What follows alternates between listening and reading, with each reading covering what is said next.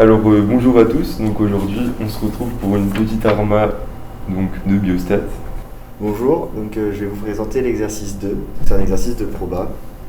Dans l'énoncé, il y a plein de trucs inutiles. Ce qu'il faut se retenir, ça va être tout ce qui va être probabilités qui vont être données. Ils vont être détaillés sur la prochaine diapo. Et donc on va commencer avec la question 1, quelle est la probabilité que ton crush ne soit pas en couple? Donc du coup avec l'énoncé, ça nous permet de mettre toutes ces valeurs-là. Donc ça va être la probabilité que ton crush soit en PACES, donc c'est 0,6. Donc P bar, ça veut dire qu'il est en L2, donc qu'il n'est pas en PACES, donc un crush tuteur. Donc on note P bar quand c'est l'inverse d'une autre probabilité. Probabilité de C, c'est que ton crush soit en couple, donc ça c'est noté dans l'énoncé. Et dans l'énoncé, on a aussi la probabilité que ton crush soit en couple, sachant qu'il est tuteur. Donc ça c'est 0,7. Donc, une fois qu'on a noté toutes les données de l'énoncé, c'est important pour ne pas se perdre dans les questions d'après. Il faut bien noter tout au début pour vraiment pas se mélanger. Donc, dans l'énoncé, on apprend que la probabilité que ton crush soit déjà en couple, elle est de 75%. Donc, la probabilité d'être en couple, elle est de 0,75. Donc, la probabilité du coup que ton crush ne soit pas en couple, ça va être l'inverse. Donc, 1 moins la probabilité qu'ils soient en couple. Donc 0,25, 1 moins 0,75 égale 0,25. Donc ensuite, on passe à la question 2. Quelle est la probabilité que ton crush soit en couple sachant qu'il est en PACES? Du coup, ça se note comme ça. Qu'il soit en couple sachant qu'il est en PACES. Donc, probabilité de C sachant P. Et quel théorème utilise-t-on pour résoudre cet exercice? Donc avec les données d'avant, on peut déjà construire un arbre des probabilités. Donc ça peut être utile de faire pour vraiment pas se mélanger. Comme ça, on voit bien la probabilité d'être en PACES. Et après, la probabilité d'être en couple, sachant qu'il est en PACES, probabilité de ne pas être en couple, sachant qu'il est en PACES, etc. Donc, après, on va passer à la résolution de l'exercice. Donc, on recherche probabilité qu'il soit en couple, sachant qu'il est en PACES. On peut déterminer la donnée manquante en résolvant l'équation suivante. Donc, probabilité d'être en couple égale à la probabilité d'être en PACES et en couple, plus la probabilité d'être tuteur et en couple. Donc ça, c'est le théorème des probabilités totales. Ça permet de calculer un événement avec tous les autres événements qui le composent. Donc, du coup, cette formule-là, on l'a à partir de la formule des probabilités conditionnelles. Donc, probabilité conditionnelle, on va prendre probabilité d'être en couple, sachant qu'il est en PACES, est égal à probabilité d'être en PACES et en couple sur probabilité d'être en PACES. Donc après, quand on retourne cette formule-là, ça nous donne la probabilité d'être en PACES et en couple qui est égale à la probabilité d'être en couple sachant qu'il est en PACES fois la probabilité d'être en PACES. Voilà. Donc après, c'est exactement la même méthode pour déterminer cette partie-là.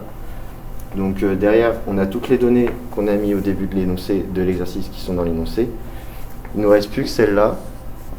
Et à partir de là, on va pouvoir l'isoler dans la formule et on trouvera 0,78. Donc la question 3, quelle est la probabilité que ton crush soit tuteur, sachant qu'il est en couple? Et quel théorème utilise-t-on pour résoudre cet exercice? Donc cette fois, on recherche la probabilité de P bar, sachant qu'il est en couple. Donc la probabilité qu'il soit tuteur, sachant qu'il est en couple. On connaît déjà la probabilité qu'il soit en couple, sachant qu'il est tuteur. Donc là, on va devoir inverser la probabilité qu'on connaît déjà pour avoir l'inverse. Cette fois, la probabilité qu'il soit tuteur, sachant qu'il est en couple. Donc ça, c'est la définition du théorème de Bayes. Donc pour inverser le conditionnement, on utilise ça. Donc ça c'est le théorème de Bayes. Donc probabilité d'être tuteur sachant que c'est en couple égale à la probabilité d'être en couple sachant qu'il est tuteur, donc l'inverse, fois la probabilité qu'il est tuteur sur la probabilité qu'ils sont en couple. Sinon, on a aussi cette formule-là, quand on n'a pas la probabilité. Celle-là, des fois, on ne l'a pas toujours de données. Donc là, on l'avait, donc c'était plus simple. Mais on n'a pas toujours celle-là directement de données. Du coup, pour pouvoir simplifier, pour pouvoir quand même le calculer, on utilise ça. Donc on reprend ici exactement la même chose qui est écrit en haut, plus probabilité qu'il est en couple sachant qu'il est en PACES fois la probabilité qu'il est en PACES. Donc en fait, c'est un théorème des probabilités totales. C'est probabilité de C et P bar plus probabilité de C et P pour avoir probabilité de C. Donc ensuite, on a toutes les données, que ce soit ici ou ici, on obtient la même réponse, c'est 0,37. Donc alors, je vous retrouve pour l'exercice 3. Et donc maintenant, ça va être un exercice sur des probabilités et une loi de probabilité particulière qu'on va voir tout de suite. Donc là, on a vraiment des éléments qui semblent assez importants dans l'énoncé. Donc tout d'abord, ça va être le 85, donc ce sont 85 roses, et le 9% des roses qui ont été traitées. Donc ça va être vraiment les deux éléments, les deux paramètres vraiment importants de l'exercice. Et donc, on va le voir tout de suite. Alors, donc voilà, je vous parlais d'une loi de probabilité qui va être très importante ici. Et donc en fait, dans l'énoncé, on voit que la loi suivie, c'est la loi binomiale. Donc pourquoi? C'est parce que l'événement qui est l'analyse de roses est répété plusieurs fois et de façon indépendante. Donc ça, c'est vraiment une des définitions super importantes de la loi binomiale. Donc aussi, on a un autre élément de la définition qui est qu'on n'a que deux issues possibles, donc un succès ou alors une défaite. Donc dans le cas de l'exercice, le succès, ça va être trouver une rose non bio, et la défaite, ça va être trouver une rose bio du coup. Et donc x, ça va représenter le nombre de succès.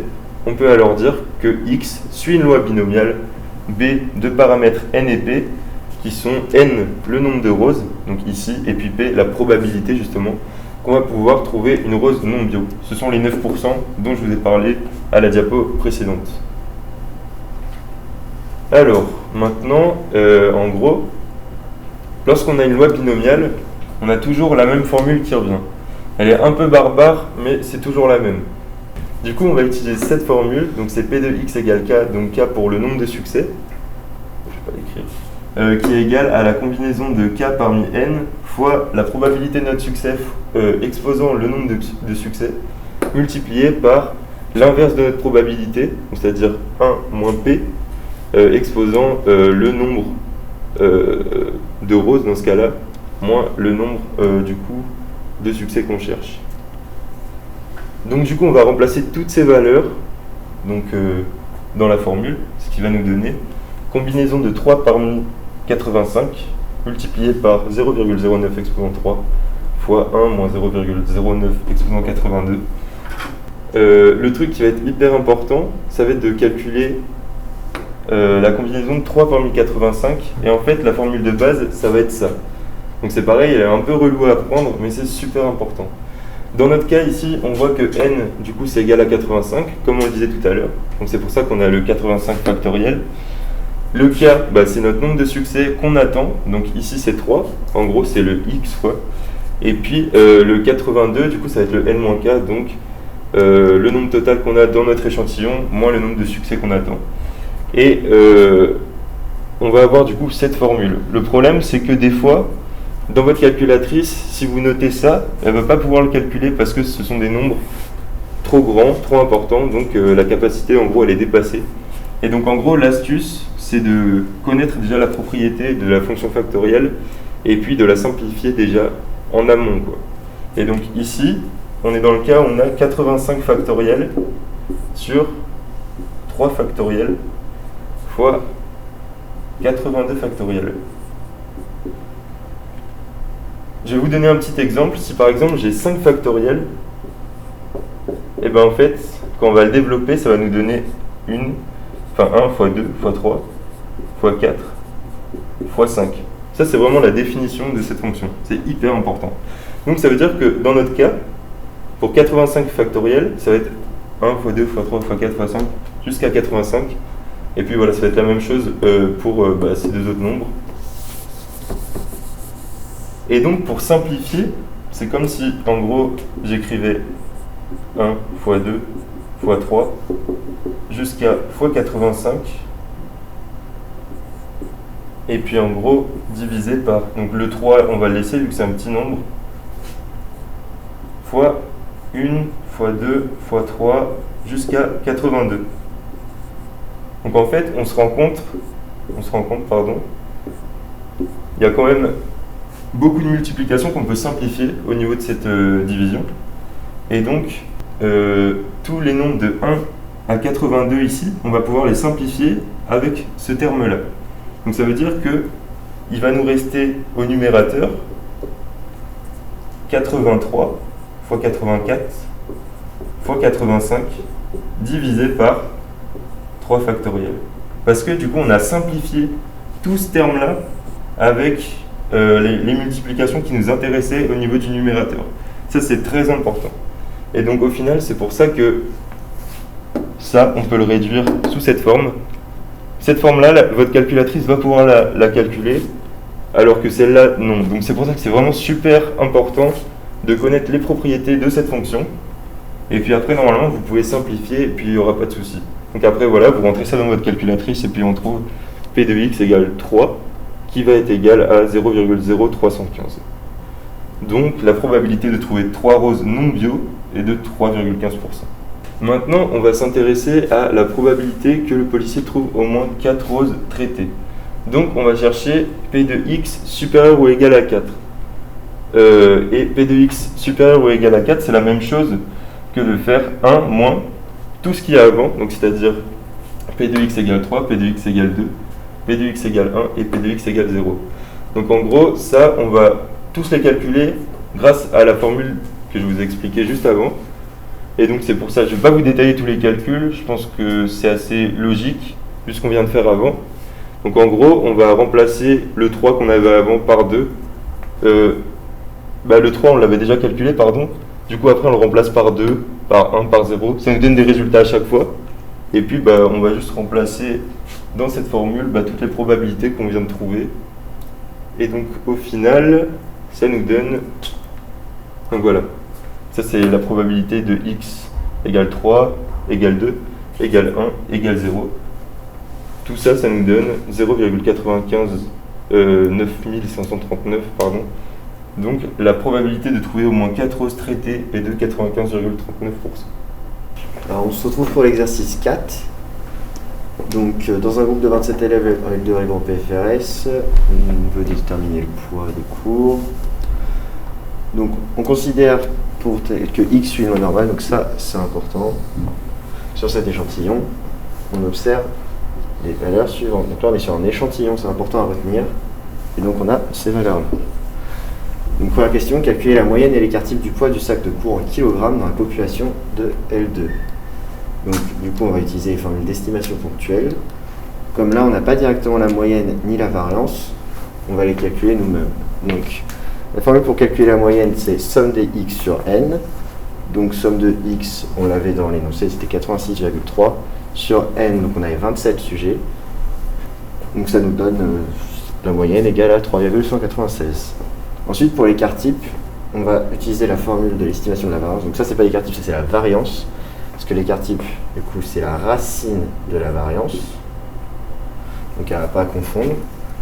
Donc, la variance, on a 1 sur n-1 fois la somme des x carrés. Donc la somme des x carrés a été donnée. Moins la somme des x au carré. Donc ça, il faut faire attention, c'est pas du tout la même valeur. On a la somme des x carrés qui était donnée dans l'énoncé. Et là, on a la somme des x qu'on doit mettre au carré. Ça ne donne pas du tout la même valeur, donc ça, il faut bien faire attention dans la formule à ne pas se tromper. Sur n, donc le nombre de sujets. Donc, la variance, c'est 1 sur 27 moins 1, fois 279,4, donc ça, c'est la somme des x carrés, moins 86,3 au carré, donc ça, la somme des x au carré, sur 27, le nombre de sujets, et ça nous donne une variance à 0,137. Donc, l'écart type, c'est la racine de la variance. Donc, la racine de 0,137, ça nous donne 0,37. Ensuite, du coup, la question de quel type de test s'agit-il? Donc, on a dit dans l'énoncé qu'on avait n égale à 27 sujets. Donc, n égale 27 sujets, c'est inférieur à 30. Donc, on est sur un petit échantillon. Et on a bien dit qu'on avait le mot échantillon dans l'énoncé. Donc, c'est un intervalle de confiance, car on a les valeurs de l'échantillon et pas les valeurs de la population. Donc, quand on a l'échantillon, c'est un intervalle de confiance, et quand on a les valeurs de la population, c'est un intervalle de fluctuation. Et on est sur une moyenne et pas sur un pourcentage. Donc, les conditions de validité pour ce type de test, donc on est sur un petit échantillon d'un intervalle de confiance. La seule condition de validité, du coup, dans ce cas-là, c'est que x doit suivre une loi normale. Donc on l'avait souligné au début, donc x suit bien une loi normale, donc les conditions de validité sont respectées. Donc là on va calculer les bornes de l'intervalle. Donc pour ça on va utiliser la formule de l'intervalle de confiance à 1 moins alpha. Ici dans l'énoncé on avait un alpha est égal à 1%. Donc en général c'est 5% et ça donne 1,96, donc cette valeur-là il la connaître par cœur. Par contre quand on est différent de 5%, donc là 1%, il va falloir qu'on regarde dans la table statistique. Donc pour l'instant on va regarder la formule. Égal à la moyenne, donc on a calculé avant, plus ou moins Tn-1 alpha sur 2, donc ça c'est parce qu'on est sur un petit échantillon, du coup on est sur la table de student, fois S sur racine de n. Égal, donc si on a seulement la variance qu'on n'a pas déjà fait la racine, n plus ou moins n-1 alpha sur 2, fois S carré sur racine de n, bon le n il est là, on ne voit pas trop, il y est. Donc pour calculer les bornes de l'intervalle, nous allons avoir besoin de la moyenne, m égale 3,196. Et l'écart type S égale à 0,37 ainsi que le nombre de sujets n égale à 27. Donc là il ne nous manque plus que cette valeur là. Pour trouver la valeur de Tn-1 alpha sur 2 au risque de 1%, il faut prendre la table fractile de la loi de Student et il faut trouver la ligne correspondant à dl n-1. Donc on a un nombre de sujets de 27, donc moins 1 ça donne 26, donc on regarde à la ligne de 26 et à la colonne correspondant à alpha sur 2. Donc 0,01 sur 2, on regarde à la colonne de 0,005. Nous trouvons comme valeur 2,779 du coup. Donc maintenant on va calculer la borne inférieure. Donc elle est égale à 3,196 moins 2,779. Donc ça c'est M, donc la moyenne, moins, donc ça c'est l'indice stable qu'on a trouvé donc, par la valeur seuil donc de 2,779 fois l'écart type 0,37 qu'on a calculé sur la racine de n, donc racine de 27. Donc la borne inférieure on a 3 et la borne supérieure donc c'est pareil sauf qu'on a le plus ici et ça donne 3,39. Donc l'intervalle est entre 3 et 3,39. Exercice 5. Donc on a un bel énoncé que je vais vous lire pour vous expliquer dans quel type de test on va se situer. Donc les enfants sont dits prématurés lorsque la durée gestationnelle est inférieure ou égale à 259 jours. La proportion de ces naissances est de 80%. On est dans le cadre d'un exercice, c'est pour ça que ça paraît peut-être un petit peu élevé. Je pense pas que dans la vraie vie on soit à 80%, mais c'est vraiment pour l'exo. Il est décidé de réaliser une enquête auprès d'un échantillon aléatoire de 158 naissances. On aimerait connaître la proportion dans l'échantillon. On donne le risque alpha égale 1%. La question qu'on va se poser maintenant, c'est dans quel type de problème s'agit-il? Et donc en gros, par rapport à l'énoncé, on voit qu'on se base sur des chiffres qui nous viennent de la population en général. Et à partir de ces chiffres-là, on va le transposer à notre échantillon. Donc, on est vraiment dans le cadre d'un intervalle de fluctuation déjà, parce que en gros, c'est ça le principe de la fluctuation, c'est qu'on se base sur la population générale et on le retranscrit sur notre échantillon. Le cas inverse, ça s'appelle l'intervalle de confiance, et donc, c'est ces deux propositions qui sont là. C'est quand on va se baser sur les données qu'on a tirées de notre échantillon et qu'on va le transposer à notre population générale. Mais du coup, on voit que c'est le cas inverse dans l'exercice, donc c'est forcément de la fluctuation. Et puis, on est dans le cas d'un pourcentage à 99% parce que notre risque alpha, il est de 1%. Et donc, en gros, le pourcentage, on le trouve juste en faisant 1 moins alpha, quoi. C'est tout bête. Donc la proposition vraie, c'était la proposition D, intervalle de fluctuation à 99%. Concernant ce calcul, cochez là où les réponses vraies. Donc, on parle tout d'abord des conditions de validité et ensuite de la valeur seuil. Donc, il faut savoir que les conditions de validité pour un intervalle de fluctuation d'un pourcentage, ça va toujours être NP supérieur à 5 et NQ supérieur, donc NQ, Q c'est 1 moins P, supérieur à 5. Donc ça va être nos conditions de validité pour un intervalle de fluctuation de pourcentage.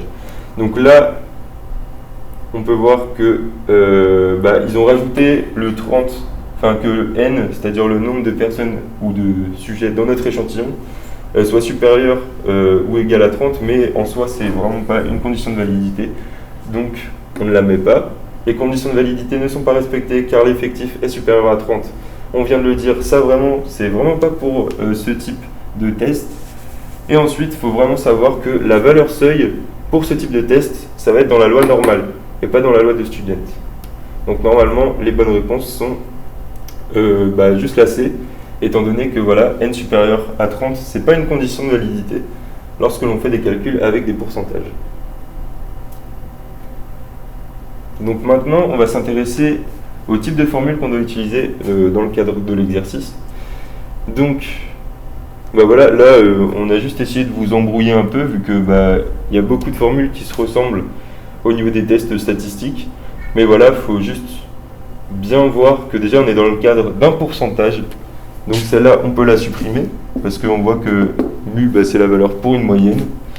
Ensuite, faut connaître la formule, il n'y a pas de secret. Et puis normalement, la bonne formule, si je dis pas de bêtises, c'est celle-là. Donc la C.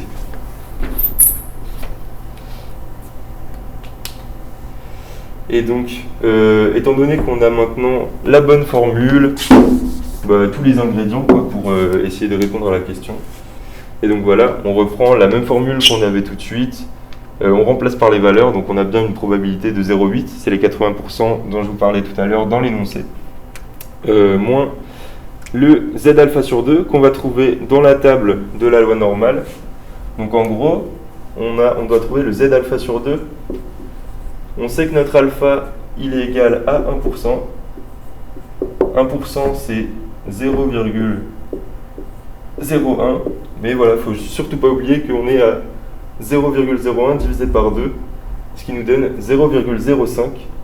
Et donc c'est pour ça que dans la table, en gros, on va prendre 0 forcément, vu qu'on est juste à 0,005, pardon.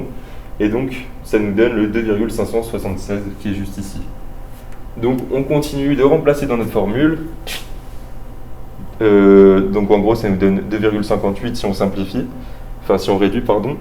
Et puis, après, le P, c'est notre probabilité, encore 0,8 fois Q1 moins P, donc 0,2, divisé par 158, c'est le nombre de sujets dans notre échantillon. Et donc, voilà, on refait la même chose en changeant le moins par le plus. Et normalement, ça nous donne ces deux bornes-là. Donc, c'était la réponse B. Du coup, salut, je vais vous présenter l'exercice 6 de cette arme-là. Donc, je vais vous lire rapidement l'énoncé. Donc, on mène une étude sur la taille des piles de fiches de cours des étudiants de PACES. Donc, la moyenne nationale est égale à 70,1 cm. Et donc, on prend un échantillon dans cette population de 80 étudiants. Et on obtient, donc sur cet échantillon, on obtient une moyenne et un écart type.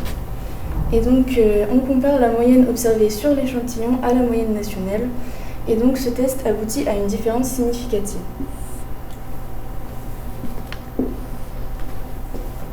Et ensuite, on fait une autre enquête sur les étudiants de PACES de Caen. Et en fait, on voit que la vraie valeur de la moyenne, c'est mu égale, donc ça c'est la moyenne théorique du coup qu'on trouve, mu égale 68,5. Donc voilà. Et donc on cherche l'erreur commise dans la conclusion du test statistique sur les 80 étudiants. Donc du coup, on va redéfinir un peu les types d'erreurs. Donc l'erreur de type alpha, c'est la probabilité de rejeter H0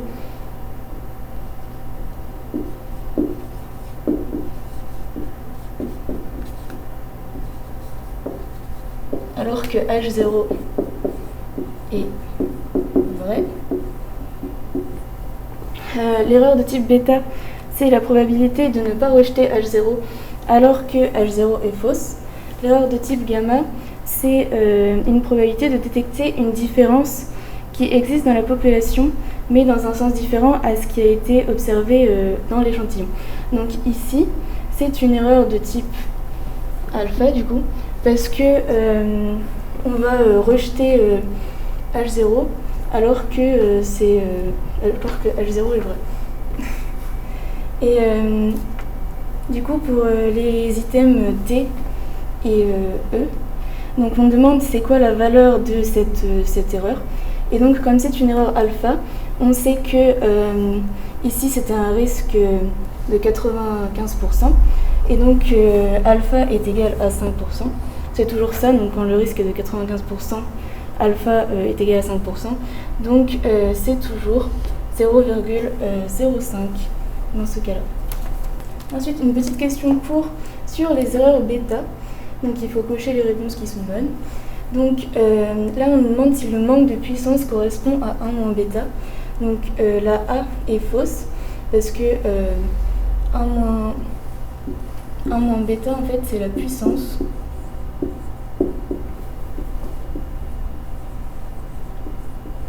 Et donc 1 moins bêta, ici, c'est la puissance. Donc bêta, ça va être le manque de puissance. Ensuite, l'erreur bêta est l'erreur de deuxième espèce. Cette réponse est vraie. Donc l'erreur bêta, c'est l'erreur de deuxième espèce. L'erreur alpha, ça va être l'erreur de première espèce. Et l'erreur gamma, c'est l'erreur de troisième espèce. Donc la réponse C, on calcule l'erreur bêta sous H0, c'est faux. Donc ça, il faut bien le retenir, c'est un point de cours. On calcule toujours bêta sous H1. Et donc, est-ce que l'erreur bêta correspond à la probabilité de ne pas rejeter H0 à partir de l'échantillon alors qu'elle est fausse dans la population? Donc ça, oui, c'est vrai, donc c'est la définition de l'erreur bêta. Et la puissance augmente quand n augmente. Ça aussi, c'est vrai, c'est un point de cours. Du coup, il faut le savoir que ça augmente. Donc n augmente quand la puissance augmente. Donc ensuite, une autre question sur le risque alpha. Donc, est-ce que le risque alpha correspond au risque de rejeter H0 à tort? Donc ça, c'est vrai, donc c'est la définition de l'erreur alpha. Du coup, la A, c'est bon. La B, le risque alpha n'est pas fixe mais prévisible. Donc ça va être faux.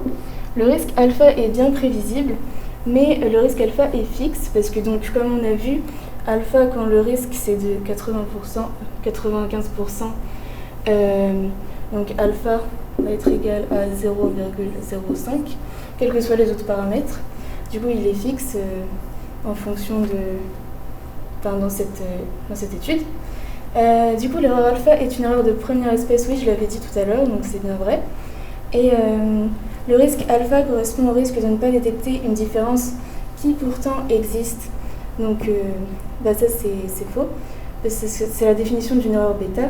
Et donc le risque alpha, c'est le risque de détecter une différence qui n'existe pas. Et est-ce que l'erreur de type alpha est en règle générale considérée comme négligeable? Donc c'est faux. C'est l'erreur gamma qui est considérée comme négligeable, alors que le risque alpha, c'est quand même égal à 5%. Donc c'est pas négligeable. Du coup, pour l'exercice 7, on s'intéresse à l'indice de masse corporelle. Donc ici, on sait que dans la population française, l'IMC moyen est de 25,3. Donc ici, ça va être mu égale 25,3 sous H0. Et donc, dans un échantillon de 50 personnes, on mesure l'IMC. Et donc, on voit qu'on a un échantillon avec des hommes et des femmes. Et on voit ici, ça va être le N, ça va être la somme des X. Et ici, c'est la somme des X carré. Et donc, on émet l'hypothèse H1, donc sous H1, que la moyenne d'IMC des femmes est 1,2 fois inférieure à la population française. Donc, on veut calculer sous l'hypothèse H1 la probabilité de détecter que la moyenne d'IMC mu, donc on veut calculer mu, donc mu1 sous H1. Mu1 sous H1, donc que la probabilité que la moyenne des femmes soit significativement plus grande que la moyenne d'IMC dans la population française. Donc on va prendre les valeurs qui sont ici pour les femmes. Et donc, on va calculer mu1. Ici, donc, on s'intéresse à la valeur de mu sous l'hypothèse H1. Du coup, on calcule, donc, comme j'avais dit, mu1. Et donc, ici, il y a des m aussi qui sont proposés. Donc, m, ça correspond à la moyenne observée, du coup, la moyenne dans un échantillon. Mais là, on s'intéresse à la moyenne théorique, donc mu. Du coup, on va faire le calcul à partir des données de l'énoncé. Et donc, on sait que mu1, enfin mu ici, est inférieur à 1,2 par rapport à mu0. Donc on va faire 25,3, donc ça c'est la valeur de mu0, et sur 1,2 pour faire que ça diminue. Et donc on obtient 21,1, donc c'était la réponse C. Et du coup, on voit que la moyenne d'IMC mu des femmes est 1,2 fois inférieure à la moyenne d'IMC dans la population nationale.